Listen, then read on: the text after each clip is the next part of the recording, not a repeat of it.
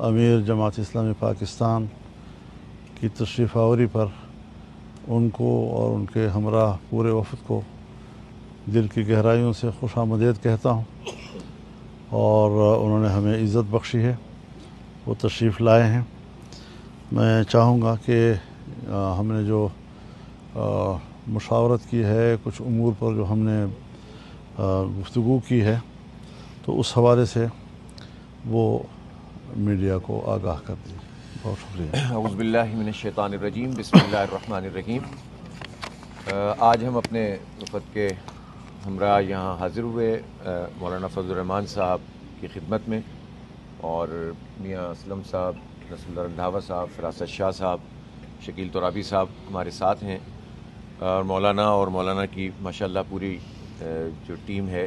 وہ بھی موجود تھی، اور جو ملک کی اس وقت صورتحال ہے اور بین الاقوامی صورتحال ہے اس پر ہم نے تفصیلی تبادلہ خیال کیا۔ خاص طور پر اس وقت جو غزہ کے حوالے سے پیس بورڈ، جو عملاً ڈونلڈ ٹرمپ کا ذاتی بورڈ ہے، کیونکہ اس نے سب کی نمائندگی کی ہے اور لوگوں نے اپنا کنسنٹ دیا ہے، اس کے حوالے سے گفتگو ہوئی، اور 19 فروری کو جو اجلاس وہاں ہونے جا رہا ہے اس کو ہم بہت ہی زیادہ تشویش کی نگاہ سے دیکھتے ہیں کہ UNO کے ایک پلیٹ فارم کی موجودگی میں، ایک ایسا پلیٹ فارم جس پر ایک ملک کے سربراہ کی حیثیت کو سب نے تسلیم کر لیا ہو، اس میں پاکستان جیسے ملک کی شرکت، وہ پاکستان جس نے کبھی بھی اسرائیل کو تسلیم نہیں کیا ہو اور قائد اعظم سے لے کر آج تک ہماری یہ پالیسی چل رہی ہو، اور نہ صرف یہ کہ اس کا ممبر بننا گوارا کر لیا بلکہ اس کی میٹنگ میں بھی شریک ہو رہے ہیں، جبکہ 2 دن پہلے نیتن یاہو نے بھی اس کا حصہ بننے پر آمادگی ظاہر کی ہے اور سائن کر دیے ہیں۔ اور ہمارا یہ سوال پوری قوم سے ہے، اور سب سے پہلے وزیر اعظم سے ہے کہ نیتن یاہو خود یا اس کا کوئی نمائندہ وہاں اگر موجود ہوگا تو پاکستان کے وزیر اعظم صاحب یا ان کا نمائندہ اگر ٹرمپ کی چھتری تلے بیٹھیں گے تو کیا آپ پیش رفت کر رہے ہیں اسرائیل کو تسلیم کرنے کی طرف؟ آپ کے پاس کیا دلیل ہے سوائے اس کے کہ آپ کہیں کہ UNO میں بھی تو ہم بیٹھتے ہیں، تو UNO میں تو ہم بائیکاٹ کرتے ہیں، اور UNO ایک انٹرنیشنل فورم ہے، ایک چارٹر کے تحت ہے، کسی ایک فرد کا بنایا ہوا فورم نہیں ہے، اس لیے یہ دلیل تو ویسے ہی مناسب نہیں ہے۔ دوسری بات یہ ہے اسی سے متصل کہ جو انٹرنیشنل اسٹیبلائزیشن فورس ہے، جس کے بارے میں بہت سارے ممالک کو کہا گیا ہے کہ وہ اس کا حصہ بنے، اور پاکستان سے بھی کہا گیا ہے، اگرچہ کہ حکومت بار بار یہ بات کہہ رہی ہے کہ ہم نے ابھی فیصلہ نہیں کیا، لیکن ہمیں خدشہ ہے کہ جب اس طرح کے بورڈ میں آپ بیٹھیں گے اور اتنے دباؤ کے ساتھ بیٹھیں گے تو پھر اس کے بعد اگر وہاں یہ بات طے ہوتی ہے کہ اس کا حصہ بننا ہے تو آپ کا فیصلہ کیا ہوگا؟ لہٰذا کسی صورت بھی یہ تسلیم نہیں کیا جا سکتا کہ پاکستان کی افواج ISF کا حصہ بنے، اس لیے کہ اگر غزہ میں کوئی فوج جائے گی تو وہ اسرائیل سے تو لڑے گی نہیں، وہ تو ٹرمپ کے اور نیتن یاہو کے اس ایجنڈے کو پورا کرے گی کہ جس میں حماس کو ڈسارم کرنا مطلوب اور مقصود ہے۔ اسی کے ساتھ یہ بات بہت اہم ہے کہ جو اصل فریق ہے اس سے تو کوئی بات نہ کرے، اس کو کوئی شامل نہ کرے، حتیٰ یہ کہ حماس خود جو وہاں کی فلسطین اتھارٹی ہے اس تک کو شامل نہ کریں اور امن کی بات کریں، یہ کیسے ممکن ہے؟ اور پاکستان اتنا، یعنی اس کو تو سفارتکاری کے اعتبار سے بھی ایک بہت ہی خراب قسم کا آئیڈیا کہا جائے گا کہ آپ ایسے عمل کا شریک ہو جائیں کہ جس میں فریق ہی موجود نہ ہو، تو لہٰذا اس کو قبول نہیں کیا جا سکتا۔ اسی طرح سے ہم نے پاکستان میں امن کے حوالے سے خیبر پختونخوا اور بلوچستان میں اس وقت بدامنی کی جو صورتحال ہے اس پر بات کی ہے، اور اسی طرح افغانستان کے ساتھ اپنے تعلقات کو بہتر بنانے کے لیے جو کردار بھی ادا کیا جا سکتا ہے وہ کرنا چاہیے، اور پاکستان کو کسی بھی صورت میں کسی ایسی جنگ میں نہیں جانا چاہیے جس کا فائدہ پاکستان اور افغانستان کے عوام کو نہیں بلکہ بین الاقوامی قوتوں کو ہوگا۔ چنانچہ ہماری ساری گفتگو کے بعد ہم اس نتیجے پر پہنچے ہیں کہ مشاورت کا عمل بھی جاری رہے گا اور اس کے ساتھ ساتھ اقدامات بھی انشاءاللہ ہم کریں گے، اور آنے والے دنوں میں اگر حکومت اپنے رویے پر نظر ثانی نہیں کرتی تو پھر اس کے بعد عوامی سطح پر بھی ہم بہت بڑی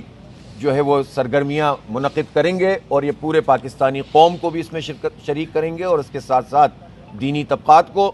اور ہر اس باضمیر فرد کو جو کسی بھی جماعت سے تعلق رکھتا ہو اور اس ایجنڈے پر ہمارے ساتھ اتفاق کر سکتا ہو اس کو بھی شریک کریں گے۔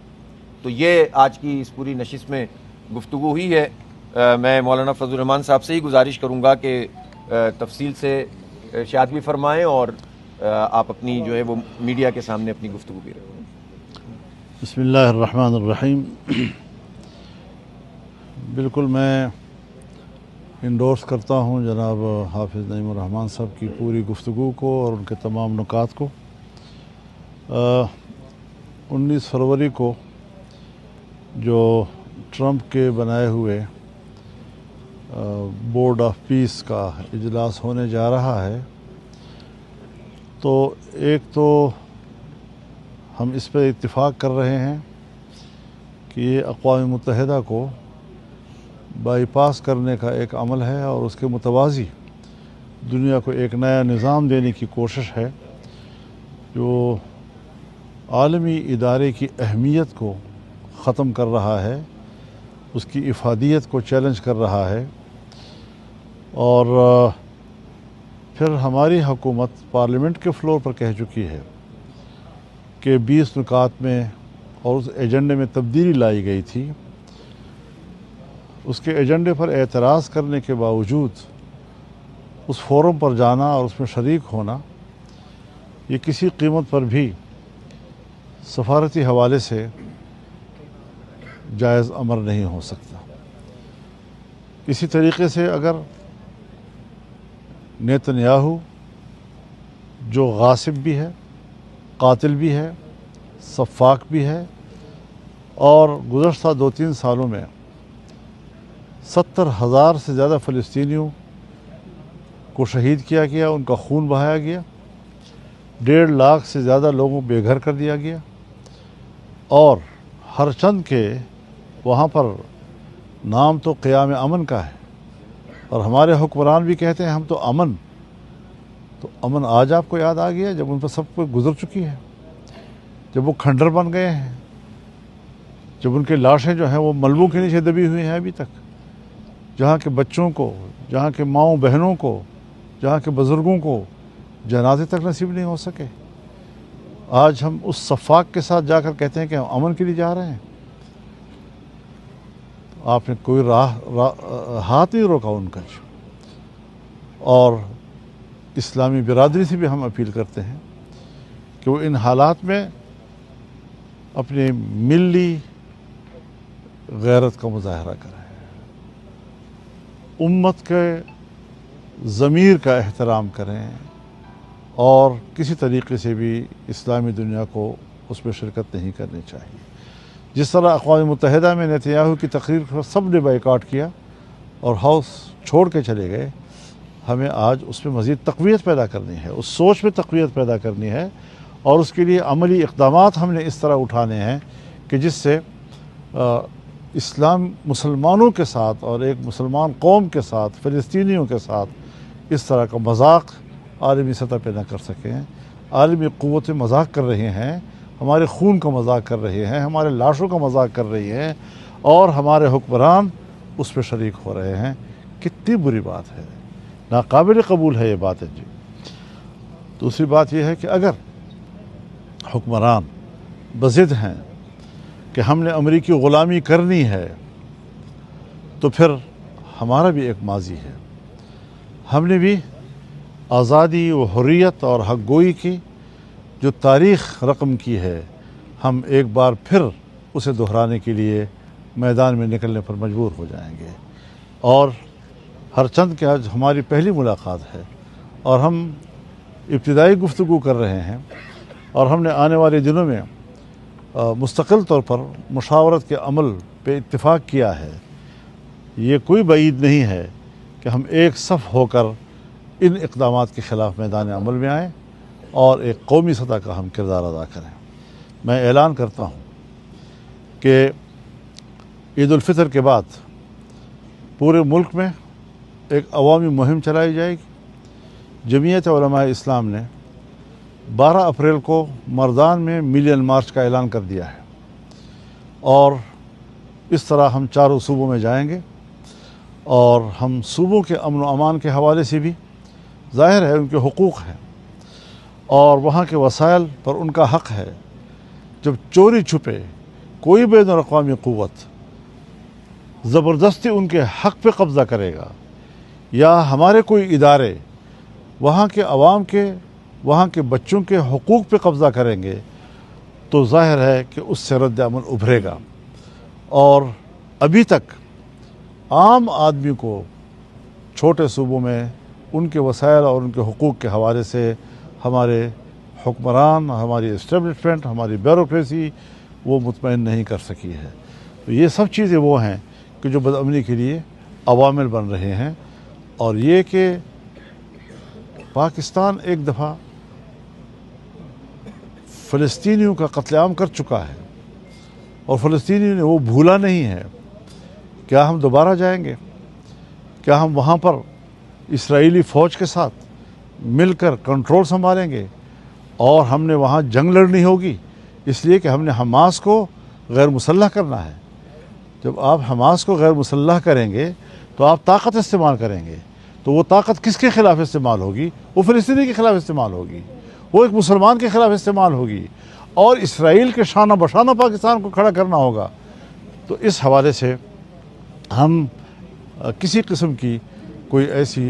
मोहलत हुकूमत को देने के लिए तैयार नहीं है कि वो तमाम सफारती आदाब, क़वायद, ज़वाबित और उसूल को पामाल करके आलमी क़ुव्वतों की प्रॉक्सी बनने की कोशिश करे। हम आज़ाद मुल्क हैं, ख़ुद मुख्तार हैं और एक आज़ाद कौम की नुमाइंदगी अगर वो करना चाहते हैं तो फिर उनको अपने अतवार बदलने होंगे और इन अतवार के साथ हम हुकूमत को फिर चलने नहीं देंगे। हम वाज़ेह तौर पर अपना मौक़िफ़ सामने ला रहे हैं और हम दीगर जमातों के साथ भी जो हमारे हम ख्याल हैं, हमारे हम फ़िक्र हैं, और हम ये भी चाहते हैं कि पाकिस्तान की एक नाकाम सफारती कि इंडिया से भी दुश्मनी, अफ़गानिस्तान की तरफ से भी हम दुश्मनी, चाइना भी नाराज़, ईरान से भी हमारे ताल्लुक़ात तहफ़्फ़ुज़ात के दबाव में, और आज अमेरिका ईरान पर भी हमला करने की तरफ जा रहा है। वहाँ बराह रास्त कार्रवाई की बातें हो रही हैं और अफ़गानिस्तान में रूस और चीन की सरमायाकारी एक लम्हे के लिए अमेरिका को कबूल नहीं है, उसके लिए वो पाकिस्तान को बतौर प्रॉक्सी इस्तेमाल करना चाहता है। तो हमें इस हवाले से गिरदपेश के ताल्लुक़ात को देखना होगा। सफारती हवाले से हमें उसके लिए अपनी पॉलिसी में तब्दीलियाँ लानी होंगी। हम अफ़गानिस्तान की हुकूमत से भी कहना चाहते हैं कि पाकिस्तान के साथ बेहतर ताल्लुक़ात के लिए वो इक़दामात करें, बातचीत का रास्ता इख्तियार करें, और अगर मुल्क के अंदर ऐसे लोग हैं कि जो दोनों मुल्कों के दरमियान ताल्लुक़ात की बेहतरी के लिए किरदार अदा कर सकते हैं, तो उसके लिए भी हमें तैयार रहना चाहिए, ताकि हम ख़ित्ते में अपने मुसलमान भाइयों के साथ किसी इस्लामी मुल्क के साथ इस किस्म की सूरत हाल से दो चार ना हों। और अगर पाकिस्तान में मुसल्लह गिरोहों की कार्रवाइयाँ हैं और उस पर कोई तहफ़्फ़ुज़ात हैं, तो हमें ईरान से भी बात करनी चाहिए, हमें अफ़गानिस्तान से भी बात करनी चाहिए, और मसले का एक ऐसा पायदार हल हमें तलाश करना होगा कि हम एक मुस्तकिल पड़ोसी के तौर पर और पुरअमन पड़ोसी के तौर पर एक दूसरे के साथ ज़िंदा रह सकें और बक़ाए बाहमी की तसव्वुर की बुनियाद पर हम एक दूसरे के साथ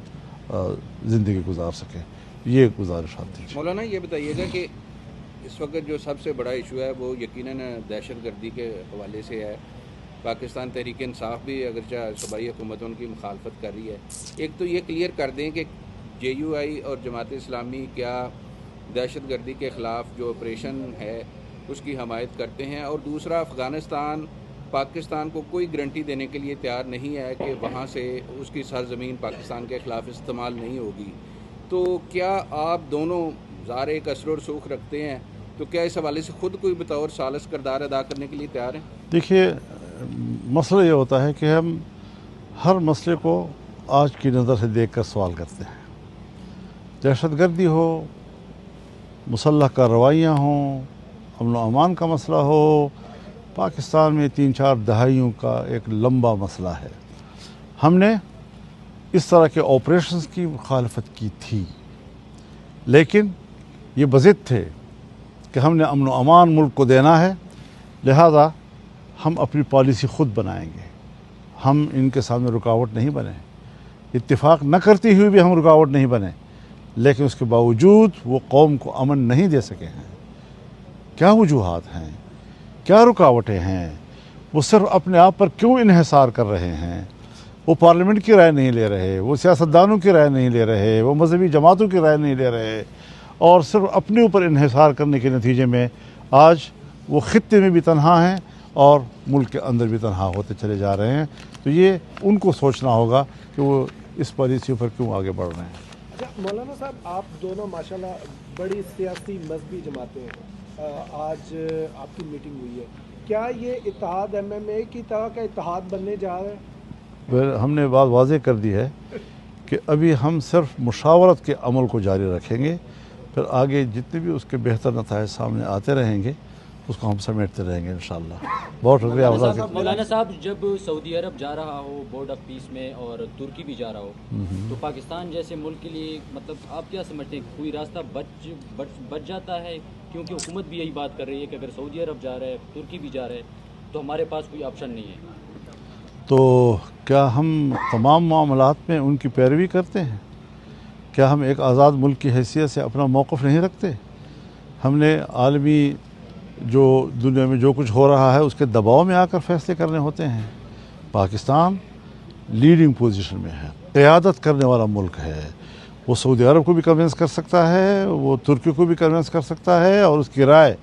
تمام اسلامی برادری پر اثر انداز ہو سکتی ہے اگر اس نے ڈٹ کر ایک فیصلہ کیا تو. مولانا صاحب، کیا یہ اچھا نہیں ہے کہ اگر مسلم ممالک کی فوج کو غزہ کے اندر یا فلسطین میں اپنے پاؤں جمانے کا موقع مل جائے؟ بعض اوقات ہم دیکھتے ہیں کہ اسلام میں بھی بعض ایسے معاہدے کرنے پڑتے ہیں. اگر آپ کو اس روشنی سے دیکھیں کہ ترکی کا اور فلسطین کا ہمیشہ سے پرانا ایک لنک رہا ہے، اور اسرائیل نے جو ہے تفوضات کا اظہار کیا ہے کہ ترک فوجیوں کے بوٹ غزہ کی سرزمین پہ نہیں آنے چاہیے، اور پاکستان نے بھی کہا ہے کہ اگر ترک کی فوج نہیں جائے گی تو پاکستان بھی اپنی فوج نہیں بھیجے گا. اگر آپ اس کو بڑے پراسپیکٹو میں دیکھیں تو کیا یہ بہتر نہیں ہوگا کہ پاکستان یا مسلم فوج جو ہے وہ کم سے کم غزہ میں موجود تو ہوگی، اور یہ مستقبل میں اس کے کوئی دور اثر نہیں جی، اس کی قیادت بھی امریکہ کے ہاتھ میں ہوگی، کمانڈ بھی امریکہ کے ہاتھ میں ہوگا، فیصلے بھی امریکہ کے ہاتھ میں ہوں گے، اور ہم صرف ان کے لیے استعمال ہوں گے. پھر وہاں پر اس طاقت کی موجودگی میں ان کے پاس ابھی انکار کا ہمت نہیں ہے، تو آگے جا کر کیا کریں گے جی. لہٰذا ہمیں بر وقت ایک صحیح فیصلہ کرنا چاہیے. اگر ہم نے کسی زمانے میں کہا تھا کہ ہم عراق فوج نہیں بھیجیں گے، تو ہم آج بھی کہہ سکتے ہیں کہ اس طریقے سے فوج بنا کر غزہ پہ قبضہ کرنا، یہ تو